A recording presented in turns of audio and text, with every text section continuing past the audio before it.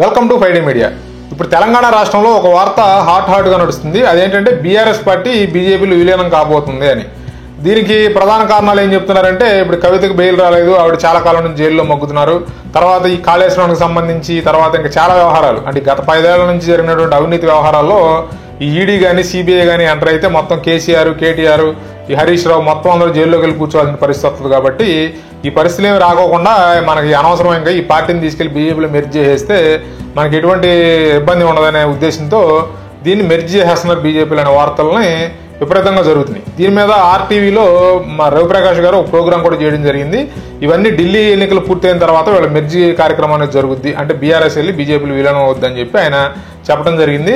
దీని మీద కేటీ రామారావు స్పందించడం కూడా జరిగింది. ఆయన లీగల్ నోటీసులు ఇస్తాం, దీనికి పక్కా ఆధారాలు లేకుండా మాడితే చట్టపరమైన చర్యలు ఎదుర్కోవాల్సి వస్తుంది అని చెప్పి ఆయన కేటీఆర్ గారు వార్నింగ్ ఇవ్వడం కూడా జరిగింది. కాకపోతే ఏంటంటే దీంట్లో ఇప్పుడు ఈ ఆర్టీవీ రవిప్రకాష్ గారు చెప్పిన దాంట్లో కొంత వాస్తవం కనిపిస్తుంది, కొంత ఊహాజనితమైన వ్యవహారం కూడా కొంత కనిపిస్తుంది. కొంత వాస్తవం ఏంటంటే, ఇప్పుడు ప్రస్తుతం తెలంగాణలో జరిగిన అవినీతి మీద కనుక ఈడీ అధికారులు కానీ సిబిఐ కానీ ఎంటర్ అయిందంటే మొత్తం ఈ కాళేశ్వరం ప్రాజెక్టు కానీ ఇట్లా చాలా ఈ గొర్రెలకు సంబంధించిన గొర్రెల పంపిణీ వ్యవస్థలో కానీ ఈ తర్వాత ఈ పవర్ పర్చేకి సంబంధించిన వ్యవహారాల్లో కానీ వేటిల్లో తీసుకున్నా కూడా ఇక్కడ తెలంగాణలో కాంగ్రెస్ ప్రభుత్వం ఉన్నప్పటికీ ఇలాంటి వ్యవహారాల్లో ఈడీ కనుక ఎంటర్ అవడం జరిగితే మొత్తం కేసీఆర్, తర్వాత కేటీఆర్, తర్వాత హరీష్ రావు, తర్వాత వాళ్ళ కుటుంబానికి సంబంధించిన వాళ్ళందరూ కూడా జైల్లో కూర్చోవాల్సిన పరిస్థితి వస్తుంది. ఇప్పుడు ఓన్లీ లిక్కర్ కేసులోనే కవిత ఇన్ని రోజులు జైల్లో ఉందంటే ఈ కుటుంబం మొత్తాన్ని కనుక తీసుకెళ్లి లోపల వేసేస్తే అప్పుడు పూర్తిగా ఇలా ప్రభావం కోల్పోతారు తెలంగాణ ప్రాంతంలో. కాబట్టి దీనికన్నా బీజేపీలో కనుక విలీనం అయితే కొంత వాళ్ళ జిల్లాల్లో ఇప్పుడు ప్రముఖ నాయకులు ఉంటారు. ఇప్పుడు బీఆర్ఎస్లో ప్రముఖ నాయకులు ఉన్నారండి.